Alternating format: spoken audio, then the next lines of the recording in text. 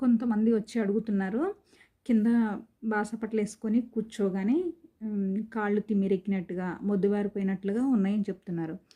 అలా కొద్దిసేపు కింద కూర్చోగానే కాళ్ళల్లో ఉండే కొన్ని నరాలన్నమాట. సయాటిక్ నర్వ్, పెరినియల్ నర్వ్స్ అని ఉంటాయన్నమాట. అవి దాని మీద ఒత్తిడి పడి కొంచెం తిమ్మిరెక్కినట్టుగా, మొద్దుబారినట్టుగా ఉంటాయి. అలాగే దాని మీద వెయిట్ పడడం వల్ల కూడా కాళ్ళలో బ్లడ్ సర్క్యులేషన్ కొంచెం తగ్గి ఇట్లా మొద్దుబారిపోవడం అట్లా జరుగుతుందనమాట.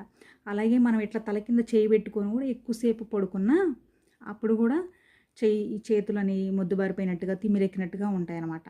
అలాగే మనం ఇట్లా ఈ పొజిషన్లో కూర్చున్నా కానీ ఇక్కడున్న నరాలు ఒత్తకపోయి అట్లా కూడా తిమ్మిరెక్కినట్టుగా అట్లా అనిపిస్తాయి అన్నమాట.